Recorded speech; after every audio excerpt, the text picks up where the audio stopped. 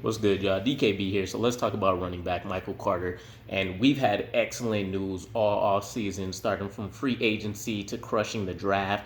And we've had standout reports in OTAs as well as minicamp from this draft class, as well as key players from last draft class that are stepping up. And even Joe Douglas's first draft class has players that are finally having healthy off seasons and look like they're primed and ready to contribute.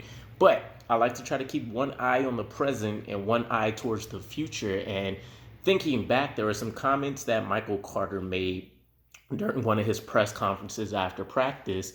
And he basically took what was, I want to say, maybe 3 to 6 minutes, somewhere in that time span, to essentially touch on the topic of how the running back position has evolved from mostly having bell cow type running back systems to more teams kind of diverting to this running back by committee approach, which not only has helped extend the lifespan of NFL running backs, but has contributed to their success as well as they find better ways to incorporate running backs into the passing game, as well as gadget plays and things like that. But what stood out to me was how he made it a point to mention how he feels like over the course of history, at least for his lifespan, the running back position has been severely devalued.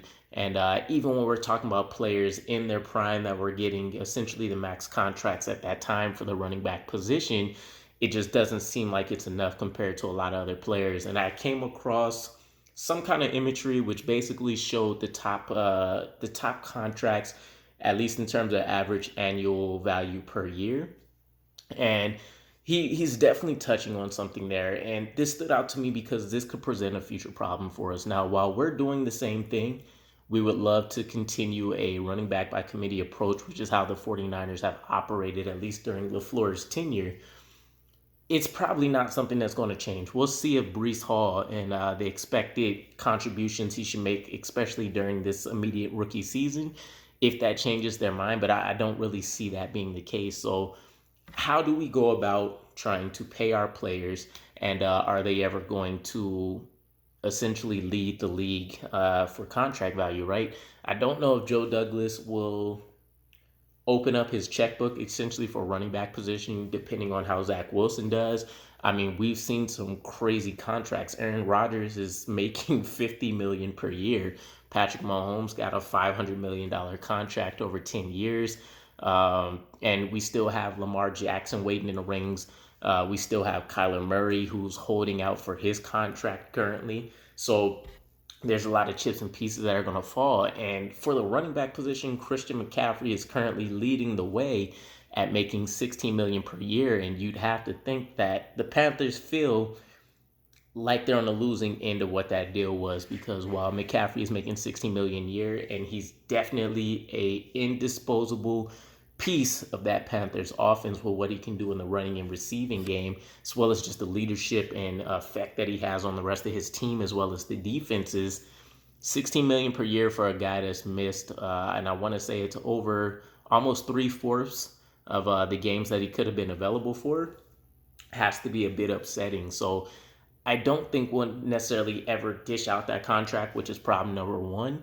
Problem number two is he's mentioned a lot of all-star names in the past, and you guys can pretty much drop any name that you want, and it definitely stands true, from Chris Johnson to Jamal Charles, Ben Jarvis, Green Ellis, Sean Green.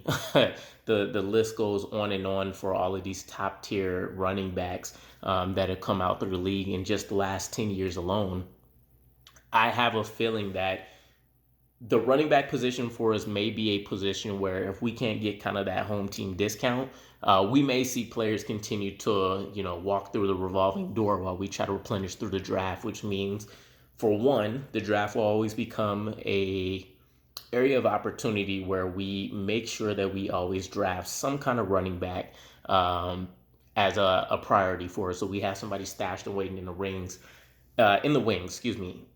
Basically, consider it the equivalent of running back in the college position for the powerhouse teams, and more specifically, like Alabama, essentially.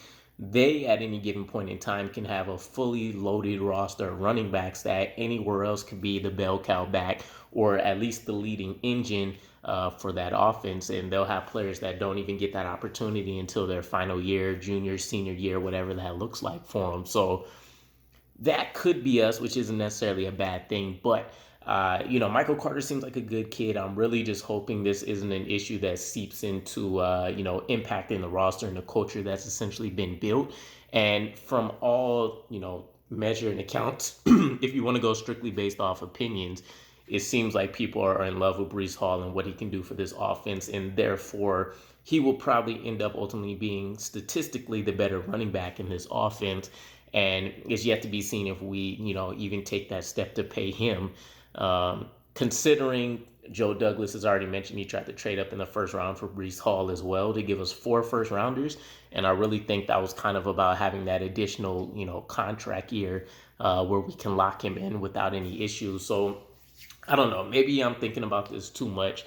But let me know what your guys' opinions are on Michael Carter and his perspective on the running back position being undervalued. It's not a surprise to any of us.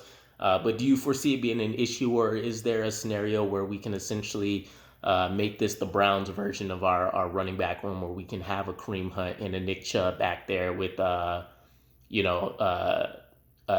Johnson, as our third running back in rotation? I'll catch you guys again. Peace.